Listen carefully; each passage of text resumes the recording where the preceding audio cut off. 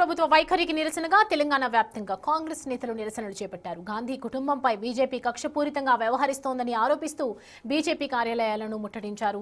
హైదరాబాద్లో BJP office ముట్టడించేందుకు వెళ్లారు TPCC chief Mahesh Kumar Goud, incharge Meenakshi Natarajan, ఇతర నేతలు. దీంతో కాంగ్రెస్ నేతలను పోలీసులు అడ్డుకోవడంతో గాంధీ భవన్ వద్ద రోడ్డుపై బైఠాయించి బీజేపీకి వ్యతిరేకంగా ఆందోళన చేపట్టారు.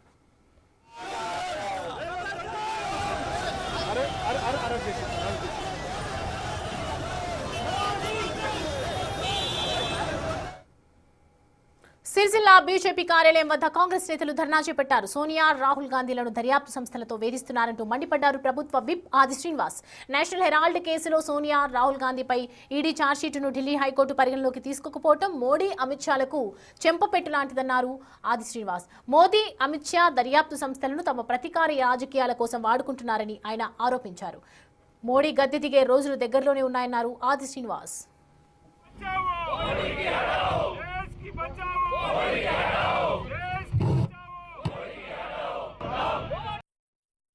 ఈ ఛార్జ్షీట్ను తిప్పికొట్టిన వేళ భారతీయ జనతా పార్టీ ప్రభుత్వం సిగ్గుపడాలి.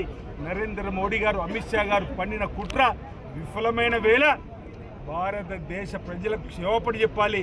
మీరు గద్దె దిగవలసిన రోజులు కూడా దగ్గరలో ఉన్నాయని చెప్పిన మాటగా అన్ని రాష్ట్రాలు కూడా ప్రశ్నించే వారందరి ముందు ఈడీ అధికారులు పంపడం, సిబిఐని పంపడం, ఈ విధంగా అడ్డు వచ్చిన వాళ్ళను తొలగించుకునే విధంగా చట్టాన్ని తన చేతిలో తీసుకున్నటువంటి నరేంద్ర మోడీ, అమిత్ షాలకు ఉన్నటి కోర్టులో తమ ఛార్జ్షీట్ను వెనక్కి పంపడం ఈరోజు చెంప పెట్టులాగా ఉంది.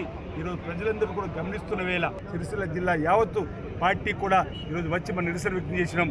తస్మాత్ జాగ్రత్త అని చెప్తున్న భారతీయ జనతా పార్టీ నాయకులకు ఈరోజు నరేంద్ర మోడీ గారికి, అమిత్ షా గారికి, సోనియా గాంధీ గారికి, రాహుల్ గాంధీ గారికి మీరు టచ్ చేసేటువంటి సందర్భం రాదు.